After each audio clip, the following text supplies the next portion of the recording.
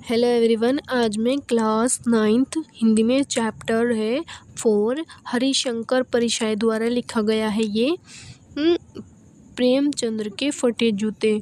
ये मुंशी प्रेमचंद्र को देखते हैं। हरिशंकर परिशाय जो होते हैं मुंशी प्रेमचंद्र को देखते हैं, वो फ़ोटो खिंचा रहे होते हैं। तो इसमें जब उनको देखते होते हैं तो फिर उनके बारे में यहाँ पर बताया गया है इस कहानी में कि ये मतलब जो हरिशंकर परसाई हैं ये उनसे कह रहे हैं कि आपके जो जूता फट गया है, आपको मतलब थोड़ी भी इसमें लज्जा नहीं आ रही, इस तरीके से उनको मतलब कह रहे हैं। तो चलिए शुरू करते हैं। पहले इस चैप्टर का परिचय देखेंगे, उसके बाद हम इस कहानी को स्टार्ट करेंगे। तो इसमें देखते हैं प्रेमचंद्र के फटे जूते।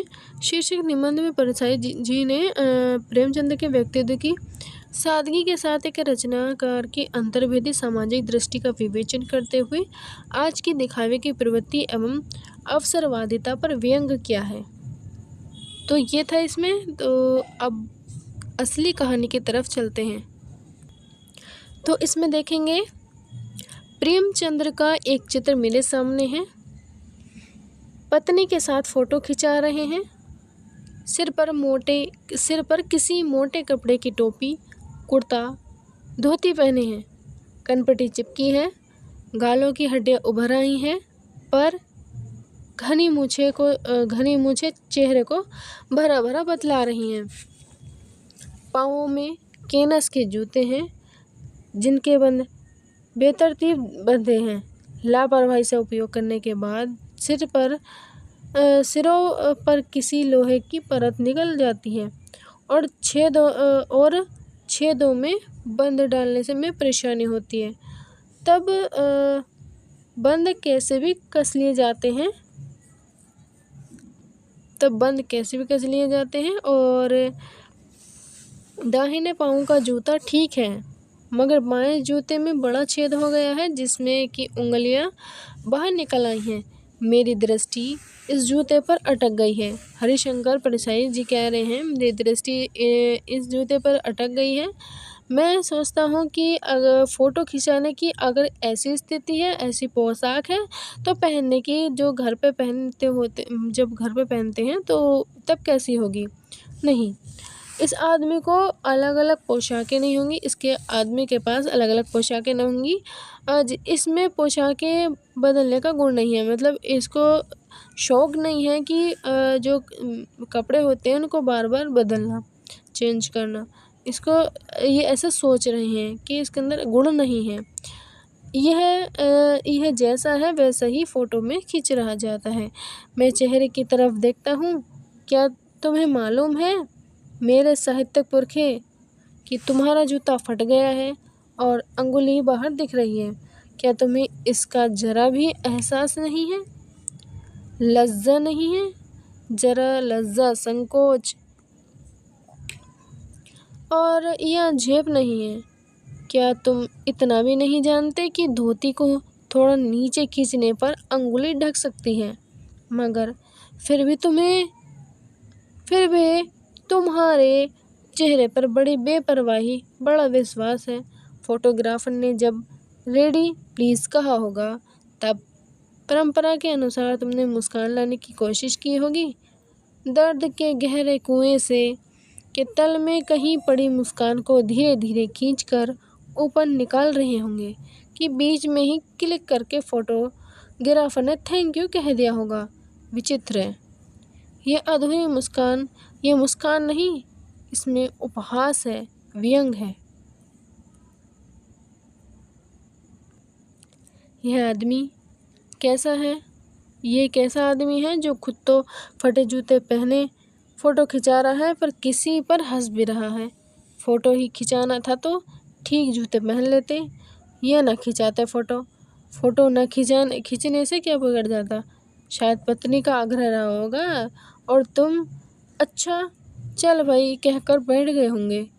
मगर यह कितनी बड़ी ट्रेजेडी है कि आदमी के पास फ़ोटो खिंचाने को जूते भी नहीं हैं, जूते भी ना हो, और मैं तुम्हारी यह फ़ोटो देखते देखते तुम्हारे कलेश को अपने भीतर महसूस करके जैसे रो पड़ना चाहता हूँ, मगर तुम्हारी आंखों का यह तीखा दर्द भरा व्यंग मुझे एकदम रोक लेता है। तुम फोटो का महत्व नहीं समझते होते तो किसी से फ़ोटो खिंचाने के लिए जूते मांग लेते। लोग तो मांगे कि कोट से वर दिखाई देते हैं। जो लोग हैं वो कोट मांग लेते हैं जिससे कि वर दिखाई देते हैं, और मतलब वर वो होता है पति दिखाई देते हैं। और मांगे कि मोटर से बारात निकल जाती है,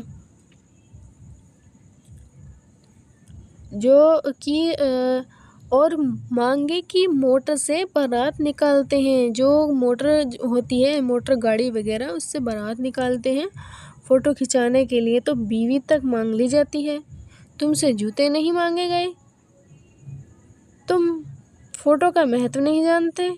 लोग तो इत्र चिपड़ कर फ़ोटो खिंचाते हैं जिससे उन्हें लगता है कि फ़ोटो में भी खुशबू आ जाएगी। गंदे से गंदे आदमी को फ़ोटो की खुशबू देती है। टोपी आठ आने में मिल जाती है, और जूते उस ज़माने में 5 रुपए से जो जूते होते हैं उस ज़माने में 5 रुपए से कम में क्या मिलते होंगे। जूते हमेशा टोपी से कीमती रहा है। जो जूता है टोपी से कीमती रहता है। अब तो जूता की कीमत और बढ़ गई है, और एक जूते पर 2500 टोपियाँ नौछावर होती हैं। तुम भी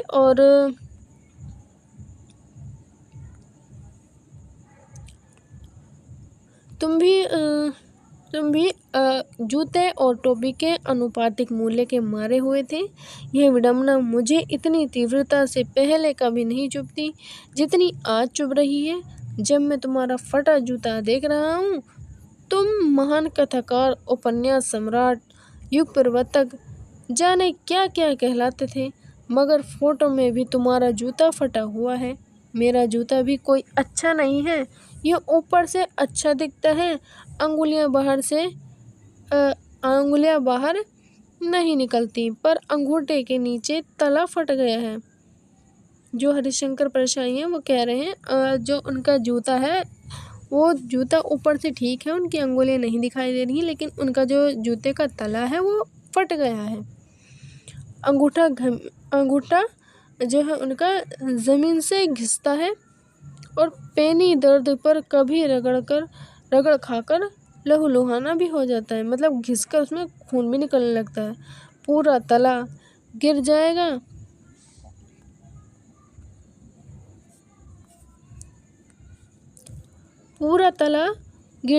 पूरा पंजा छिल जाएगा, मगर अंगुली बाहर नहीं दिखेगी। तुम्हारी अंगुली दिखती है पर पाँव सुरक्षित है। जो प्रेमचंद्र जी हैं उनके ना ही पैर घिसता है, ना उंगलियों को कुछ दर्द होता है, बस उनकी उंगलियां दिखाई देती हैं बस। पर पंजा नीचे से घिस रहा है, और तुम पर्दे का महत्व भी नहीं जानते। हम पर्दे पर कुर्बान हो रहे हैं। हम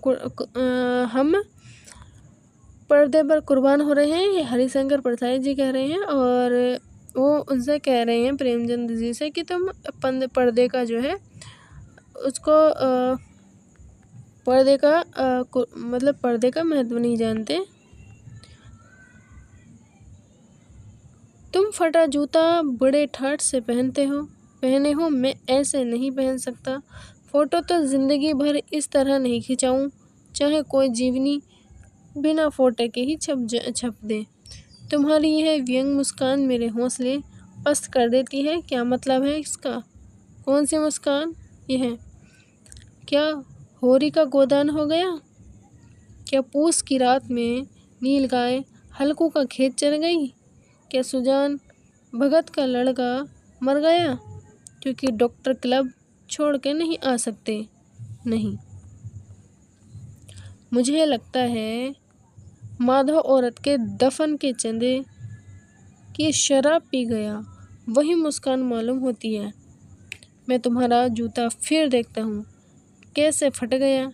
यह मेरी जनता के लेखक क्या बहुत चक्कर काटते रहे? क्यों बनिए के तगादे से बचने के लिए मील 2 मील का चक्कर लगाकर घर लौटे रहे। चक्कर लगाने से जूता फटता नहीं है, घिस जाता है। कुंभनदास का जूता भी फतेहपुर सीकरी आने जाने में घिस गया था।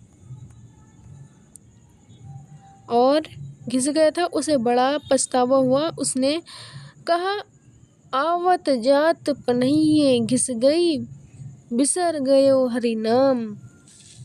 ये जो प्रेमचंद्र के जूते देख रहे हैं आप, ये है बायां पैर, ये जिसमें कि उनकी ये अंगुली दिख रही हैं और ये सुरक्षित है, ये अच्छा पैर है, मतलब ठीक ठाक है, इसमें उंगली नहीं दिख रही हैं।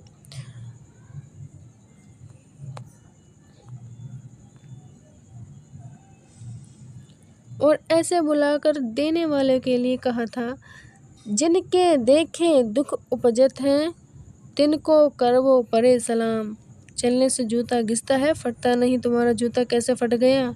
मुझे लगता है तुम किसी सख्त चीज़ को ठोक कर मारते रहे हो। कोई चीज़ जो परत सर्दियों से जम गई है, उसे शायद तुम्हें ठोकर मार के अपना जूता फाड़ लिया है। कोई टीला जो रास्ते पर खड़ा हो गया था, पर उस पर तुमने अपना जूता आजमाया।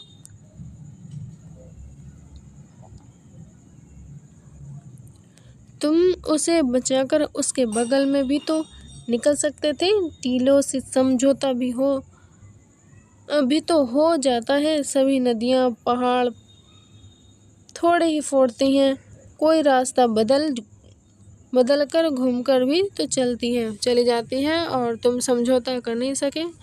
क्या तुम्हारी भी वही कमजोरी थी जो हीरा को ले डूबी? वही नियम धर्म वाली कमजोरी? नियम धर्म उसे की भी जंजीर थी, मगर जिस तरह मुस्कुरा रहे हो, उसे लगता है कि शायद नियम धर्म तुम्हारा बंधन नहीं है, तुम्हारी मुक्ति थी। तुम्हारी यह पाँव की अंगुलियां मुझे संकेत करती सी लगी हैं कि जिसे तुम